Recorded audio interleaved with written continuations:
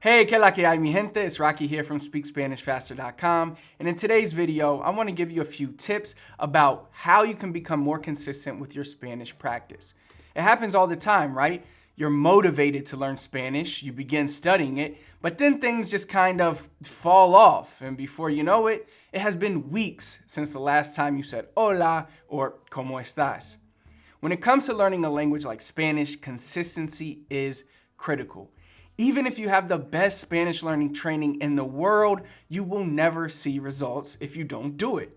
But why does this happen? Why is it so easy to get sidetracked? Now, I'm not saying I have the 100% correct answer, but I will give you my theory in this video, and then I will provide you with some tips on staying consistent with your Spanish practice. So really quick, I want you to take a look at this image on the screen. I got this image from Seth Godin's book called The Dip. Almost everything in life worth doing is controlled by this dip, including your Spanish learning. On the left, we see the word results. So the y-axis is demonstrating results. The higher we go on this y-axis, the more results we experience. At the bottom of this chart, we see the word effort. This is the x-axis. So the further we go to the right, the more effort we put in. When you first start, something is fun, right? This image here demonstrates why. It's because when you get started with something for the first time, it's easy to notice results. Think about how fast those first few pounds come off when you start a new diet or a new workout plan. But after that initial point, the results aren't as noticeable. In other words, it's harder to see the results you are making. That doesn't mean the work you are putting in is no longer working. It merely means that the results that you are experiencing aren't as obvious. This is what we call the dip. The dip is the long, arduous journey between starting and mastering anything, including Spanish. People that end up becoming fluent in Spanish are the ones that embrace the dip. Here's why this matters. I want you to think about a big block of ice. Let's say I give you a hammer to break the ice. How many hits would it take you to break it? I don't know. You don't know.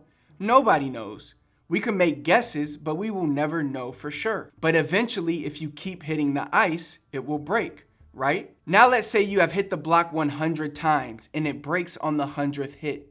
It wasn't that 100th hit that really broke the ice, was it? It was the accumulation of the hits. But what if you had stopped at 99 and gave up?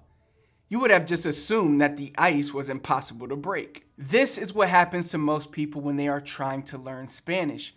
They initially put in the work, but over time, it seems that the results get harder to come by.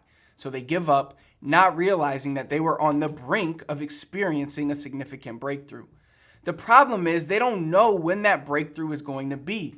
But we can assume that with more effort, you will bust through that dip and come out on the other side, experiencing more results than you ever imagined. I will repeat this.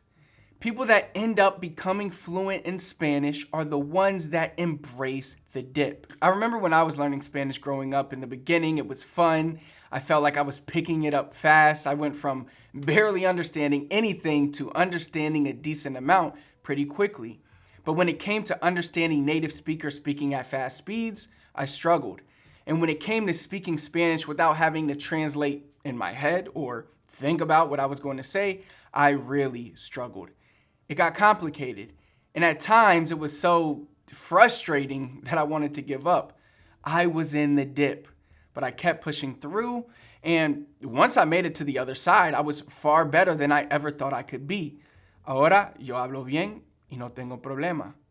Think about any skill that you've mastered. I'm sure it has followed a similar path, right? It's just that we either forget the difficult time or we expect Spanish to be different.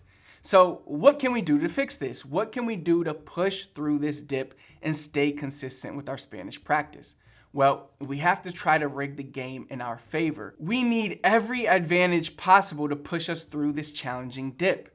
My first piece of advice would be to follow something called the 2-minute rule. In his book, Atomic Habits, James Clear says that the 2-minute rule states when you start a new habit, it should take less than 2 minutes to do.